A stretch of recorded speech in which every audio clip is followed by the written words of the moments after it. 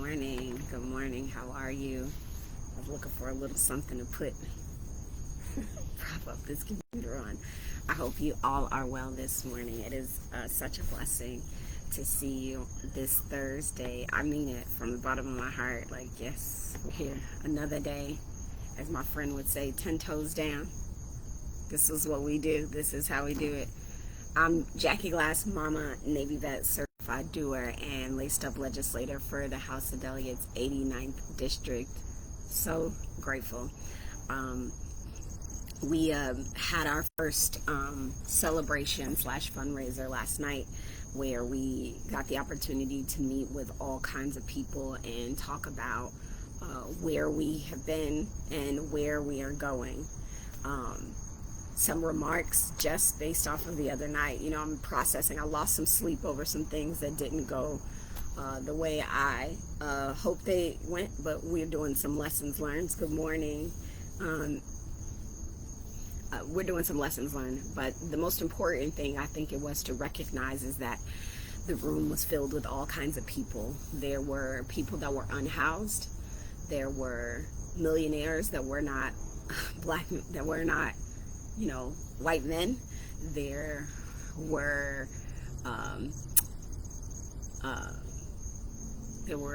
white people that were facing food insecurity. There were all kinds of labels in the room, but they were not, you couldn't pinpoint who was in what situation, and I loved it.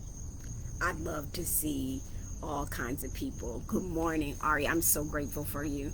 And it is okay that you weren't able to make it. We're going to have other opportunities where we're celebrating and educating and advocating, and telling you how we're going to be legislating in the process. So listen, we all got things. We're all in the right place at the right times.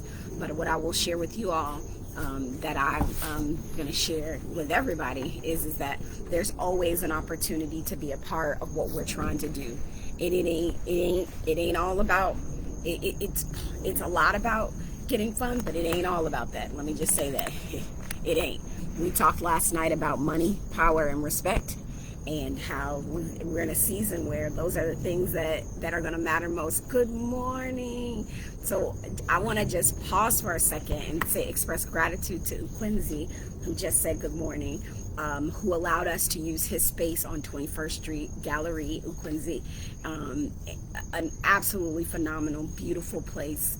I think so blessed that not only were we able to take in that space for what it is, Quincy brought in some of the artists that had their gifts on the wall to be able to share with us what they had what they had brought to us. So I think that was like a beautiful experience for the people in the room to be able to relate and sort of, reach out and see the visionary of what we were taking in the room. Super excited.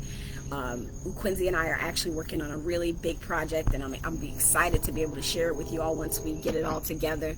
Look at that train. That's money, y'all. Every time I hear trains and airplanes, y'all, that's money.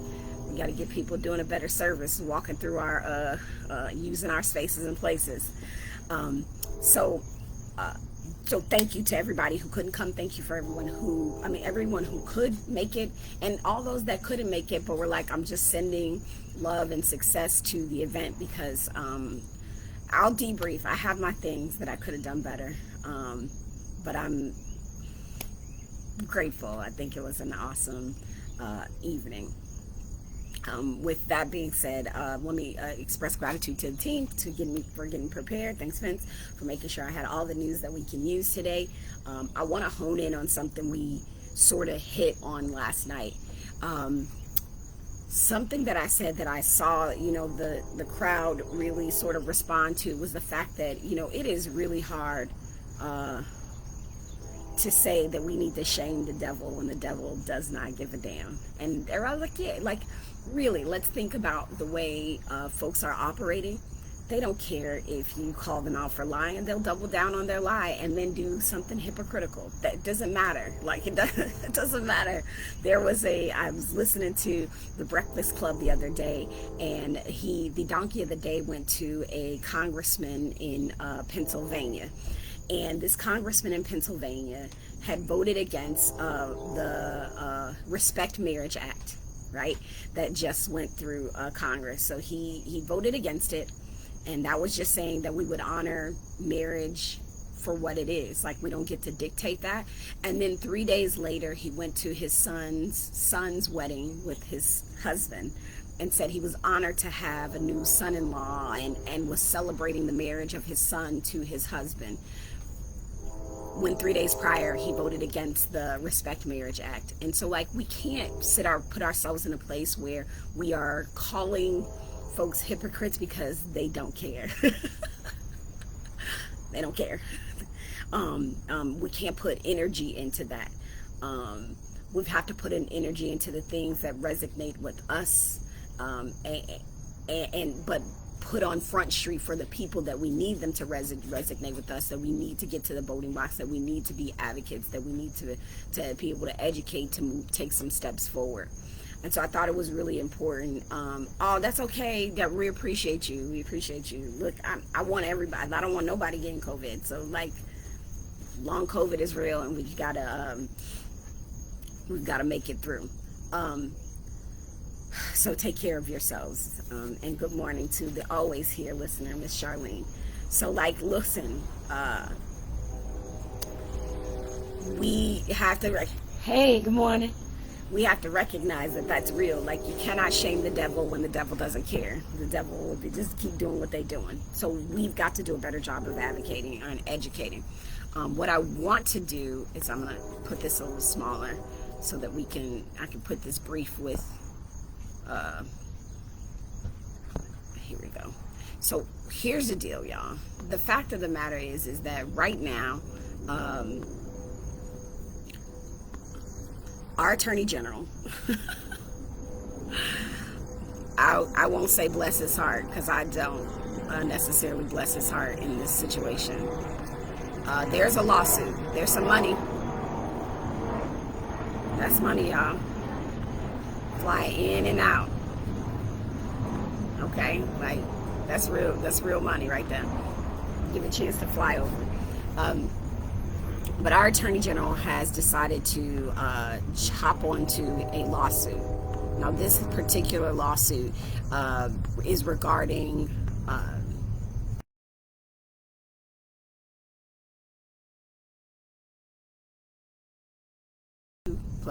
folks. Like, he's not even playing. He don't give no damn. And if this thing don't cooperate with me, we're gonna have some problems. Some problem. So I was reading the story this morning, is that Attorney General, if you don't know who our Attorney General is, that is Mr. Jason Miyares, right? Jason Miyares, he is going to be a part of a suit.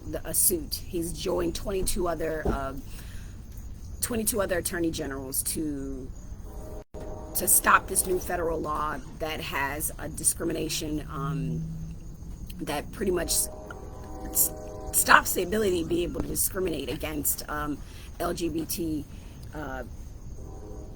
folks. And so the crux of this is that what the federal government is doing is something that I think we need. We kind of need some standards across the board that guide us as a nation, or else we essentially do become the United Countries of America. And because every state that you go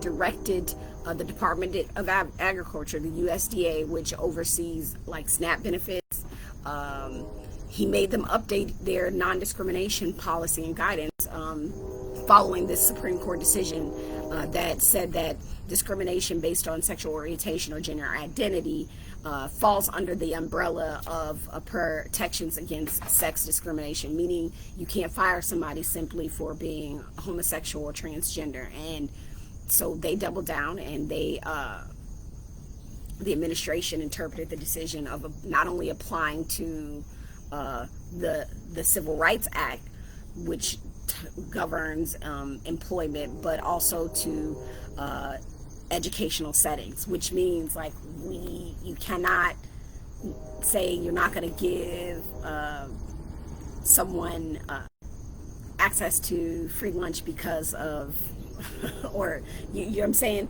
that we can't be discriminating and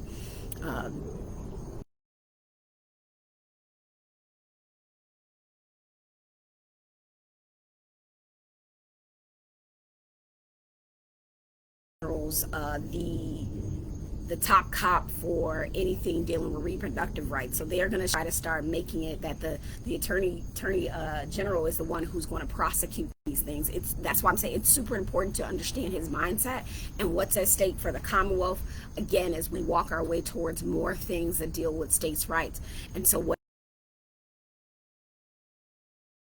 general, if you don't know, like, this is a really important elected position. When we talk about the tops of the executive branch of the Commonwealth, we've got our governor, we've got our lieutenant governor, and we have our attorney general.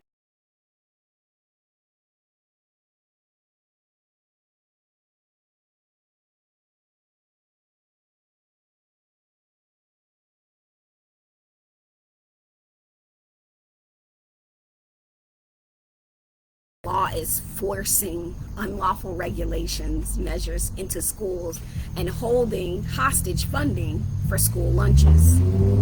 So he essentially thinks that us saying you cannot discriminate against people based off of their sexual orientation and that you have to provide the service to them is us holding funds hostage. It's, you know, so, but here's where I think we all need to understand is that if the states, right, if he decides that Virginia is not going to update their non-discrimination statements, that the federal government could withhold SNAP funding. Haha, right? This is, I don't think, are you guys remember this conversation where the federal government had to hold up funding specifically pertaining to schools? And this is why we had the issue of abortion, because it became a wedge issue. Certain colleges didn't want to desegregate, and if they didn't desegregate, they would lose some of their federal funding. Does this sound familiar? Right? This is it. This is we're back in that cycle again. History repeats itself. So the suing states say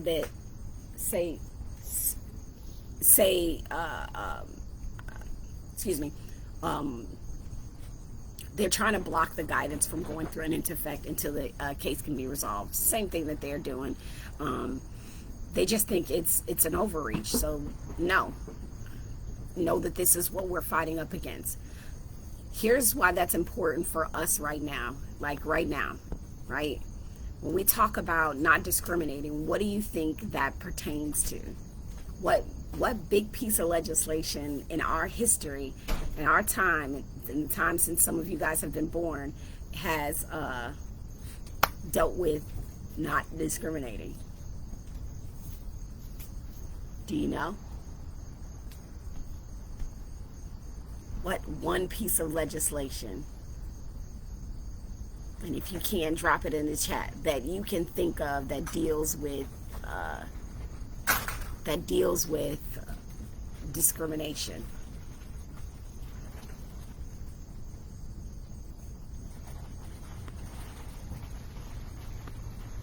And I'm going to say, am I connected? Can you guys hear me?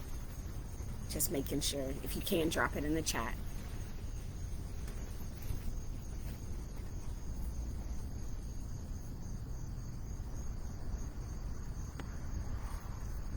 One piece of legislation, and I'll give you a hint, wink, wink, and say 1965. Or excuse me, 1964. My bad. 1964.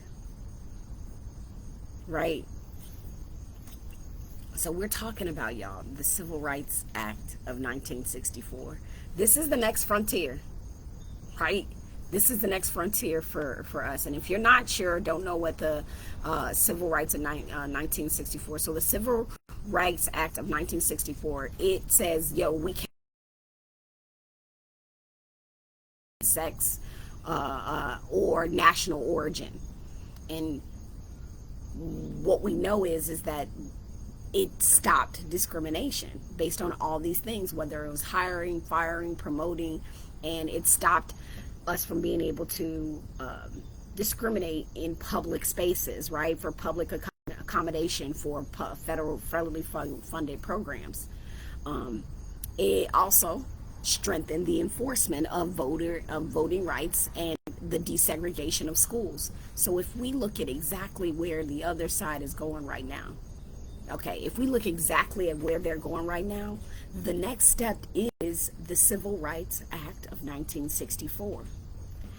Some of the conversations that we're having, and this is why y'all got to be in this fight, whether it's with your time or with your money or with your ability to pull people in and get people registered to vote.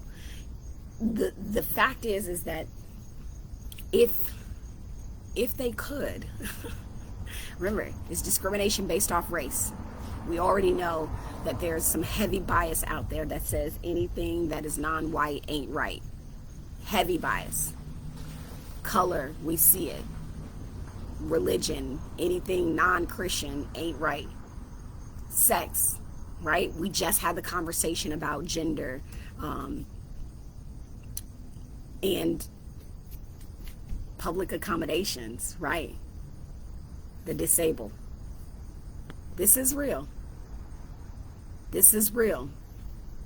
This is real. This is about taking care of people. That's about taking care of people that are differently able, right? Like, this is what it is. And so when we walk into this next frontier, this is the same motions that we went through when the same kinds of motions we were going through when we were desegregating. This is exactly the same thing that created the wedge issue of about abortion, because I don't know if many of you know, for many years the Catholic Church was supportive of abortions, right? Like this was the issue to get people riled up about something, because they couldn't outwardly say we want to segregate our schools, so they had to find another issue. That's how we got to folks being this way about access to abortion if needed or if wanted. And I just want to underscore this. If you haven't seen it already, Texas put out a PSA ad about what's recently happening with reproductive rights, and it was like a husband and a wife were being told about their fetus, and just Google the Texas ad and Greg Abbott, the governor, and I think it's a really great ad for you guys to just see this is where we're at and how we've got to do a better job of pulling people in so that we can combat what's happening. Because again, if I can't underscore enough, civil rights are next on the ballot, or next on our in our frontier. And understanding our electorate, and when I say electorate, I mean the people that are voting. So what's happening here in Virginia is, a decade ago, Virginia voter rolls had a huge bulge of people who were in their late 40s at the tail end of the baby boomers, that were a large voting bloc. That was like the highest voting bloc. This is important as we talk about civil rights and moving forward. And so boomers, right, those late age boomers, those young boomers who were born in the 2 decades after World War II, represented about a third of Virginia voters. About a third of us. That's a lot. So it's them and then everybody else. That's a huge chunk of people. Knowing that now I think we have 4 generations that are actually registered and able to vote. So behind the boomers were a smaller cohort, much smaller. That's Generation X. That's my mom falls on, depending on where they put the years, she's either a boomer or a Generation Xer. My dad was definitely, actually my dad was a silent generation. He was before Generation X. But so there was a smaller cohort of Generation X, right? And what has happened today from 2012 to 2022 is that we're seeing the shift in our electorate. What do I mean by that? Is that now all but the last of the baby boomers are 60 years and older, right? They're 60 years and older, all but the little last of them. And more and more, and to give you the exact number, registered voters that are over 60, they are up from 10 years ago. Meaning 10 years ago there were much less. There were, to be exact, how much less? It was 379,625 less voters that were from the age of 58 to 60 to 70 to 76. Like, boomers are living longer, right? And there are fewer since 10 years ago. When we talk about voters from the age of 42 to 57, there are 151,838 less middle-aged voters, right? That's us that are still in the workforce, being affected by these laws and living our lives. This comes straight from VPAP. I've talked to you guys about VPAP, which is an amazing resource. I'm going to go ahead and put it in the chat. But our electorate is much older here in Virginia. And if we don't get folks that are dealing with the consequences and not on their way out the door for some of these things that are coming up, which I appreciate Deborah just saying, the mentally and physically disabled community as well. When we talk about civil rights, remember I said about public accommodations? If we don't get more folks registered and getting to it here in Virginia, we will see how the gray generation, the boomers and those that they've influenced into a life of discrimination, will definitely take our Commonwealth. And that's not funny. I'm chuckling, but it's like, it's uncomfortable to know that. They are the people of discrimination. If they could have it their way, they would just discriminate. For a period of time, and this is what I need you to understand, is that discrimination oftentimes becomes wrong when it no longer becomes profitable, right? When it no longer becomes profitable. So when they can't profit off discrimination, it becomes bad. Right? That's the truth. Housing.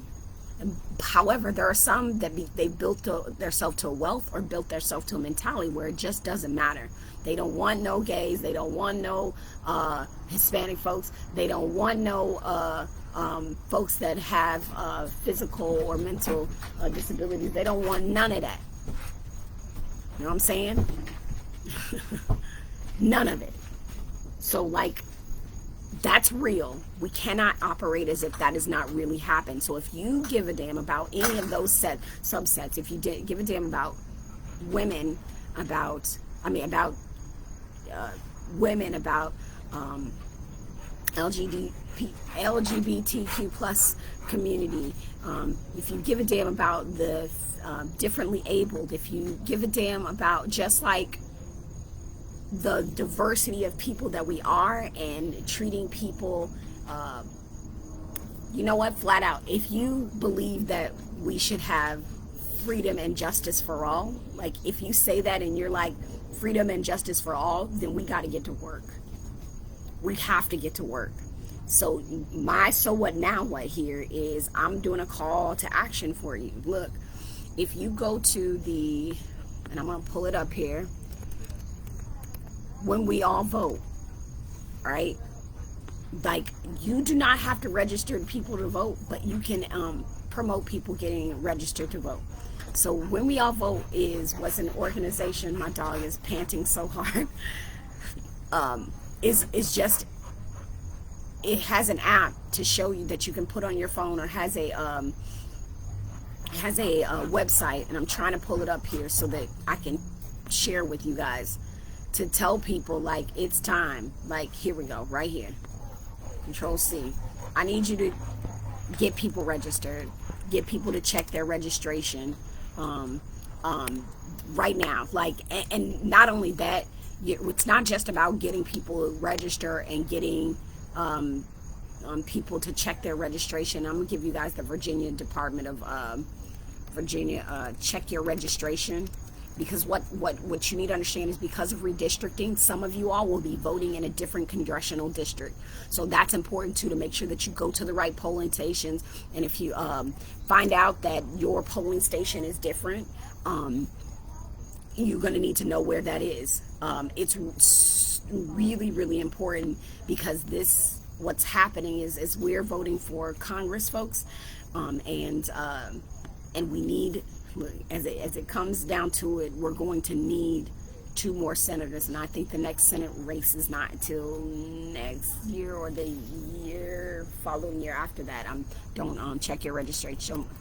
I have to check, but I'm going to give it so that you can check your registration online in Virginia. That should be an easy day. Just make sure you know. Like, I know that next year when I vote for the House of Delegates, my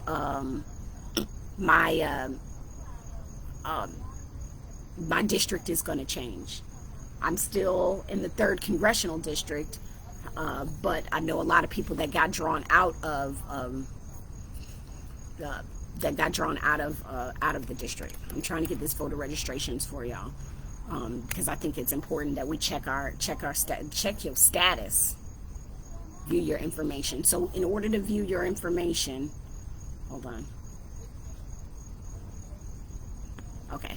So here, I'm putting this in here. This is like checking your status. This is like going to the doctor. Check your status. Check your status this morning, right? Make sure that when you go to check your registration status, the only thing that you need your first name, you need your last name, your birth date, the last 4 of your social, and then what locality that you vote in. And for many of you here now that may be Norfolk, that may be Chesapeake, that may be, but it's got to be in Virginia. So all you non-Virginia listeners, just Google verified or check voter registration status for your particular state, and then make sure you're good to go. You might have to make a phone call, but for one thing Virginia does do really well is give you access to check your stuff online. Do that. Don't just check yours. Check your mamas, check your cousins. Tell them, look, I just need your last 4. I need to make sure that you go into the right spot. And Chioma says, we really have to educate folks, because when I was getting signatures to run, people were not aware. Please remind these folks to check their status to restore. Yes, not just check, but restore their rights to vote. Voting laws have changed. Yep. You got to. Like, this is real. And if you're looking for restoration support, thank you for putting that. Oh, yep, there it is. Look at New Virginia Majority Housing Justice. Thank you so much for putting Virginia Vote, that citizen portal up there. Yep, we got to do it. This is the work. So my charge, right, to you all is, yeah, you get up, you come up on this live. When we talk on Tuesday, I want to know that you at least checked your own status, right? Even if you think you're 100% sure, when we get back here on Tuesday, have you checked your own status? And then can you do one other person? And invite them to do one other person too, right? We got to get this right. Remember, we are absolutely, and it sounds so crazy to say this, as the first generation post Jim Crow. My family, or I am first generation post Jim Crow, is that we are literally fighting for civil rights right now, y'all. We fought for maintenance, but we know that's what's next. It's a natural progression. History has told us that it's a natural progression. As a woman, we've been violated with our decision making, and let me again make sure that we put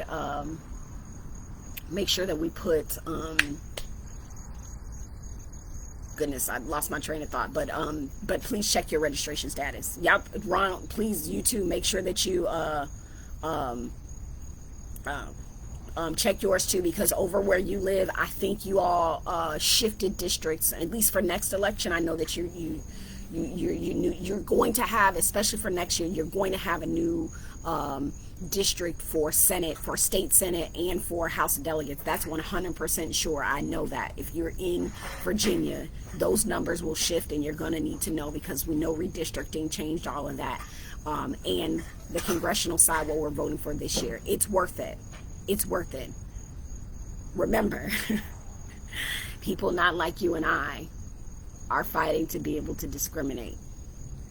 We don't need to just counterpunch. We need to hit them with a straight. And so I invite you all to help counterpunch. Our counterpunch is getting everybody registered to vote, but how we hit them with a straight. Let me know what's resonating with you. Let me know what in your communities you're hearing that people are just like, yeah, this. Let us know, because as an elected, messaging is super important, and it hasn't fallen deaf on me that when the vice president came down and she was like, I need you to help us get this message right, because we know the most critical part of what we do, it's not the political science part, it's the marketing and it's the public relations. It's how what we show to people and how we make them think and feel about it that gets them to move.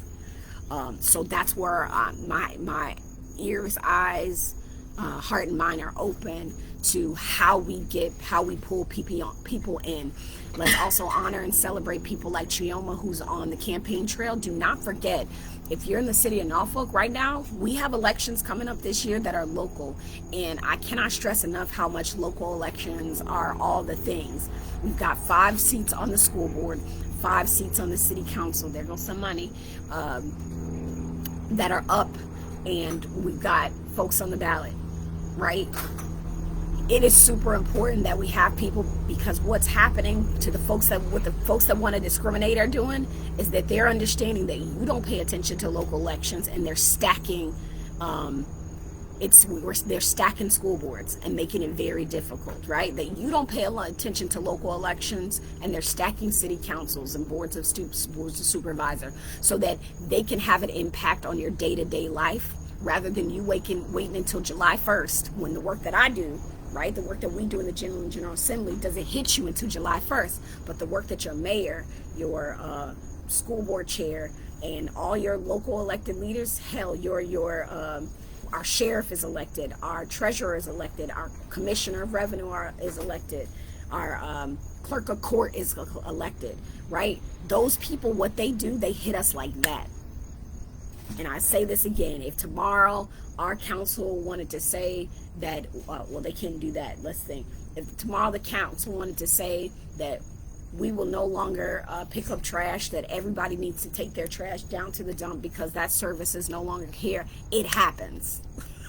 And that affects your quality of life immediately, right? So it is not just about what we do, the work that we do that happens July 1st, or the work that happens at the federal level that trickles down to us. It's about what happens in an instant, and that's that local stuff. And please, they are depending on us to keep our eye off that ball.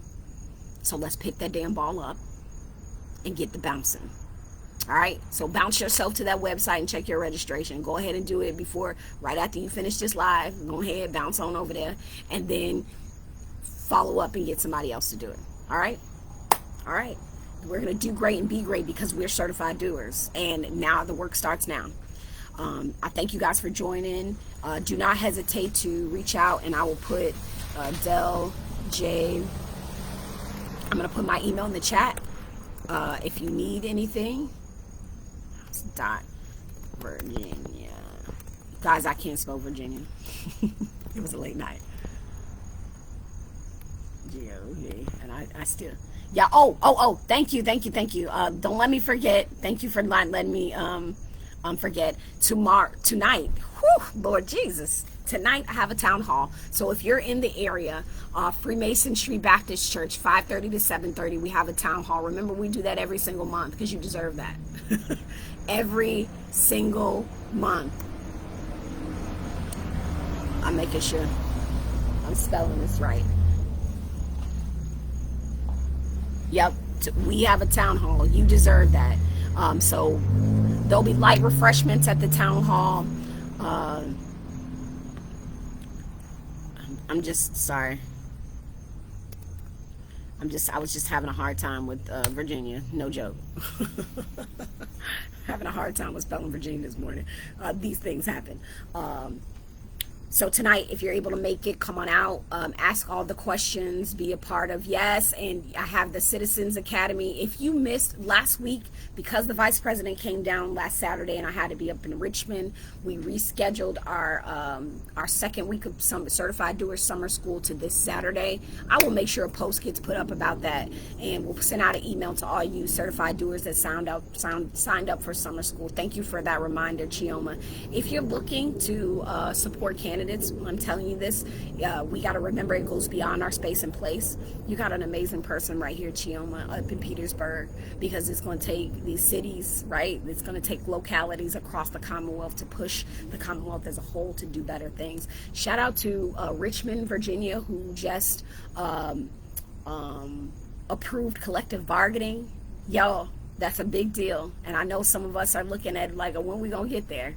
Yo, we've got to push the conversation. We got to push. We have to push it. We have to push the pace, because if we can't keep chasing the turtle, right? Let's push the pace. All right. Be well. Do great. Be right. Jackie Glass, Mama Navy Vet, certified doer just like you. Gonna catch you either tonight at the Town Hall or on Tuesday, 6:30 a.m. Check your registration. See y'all.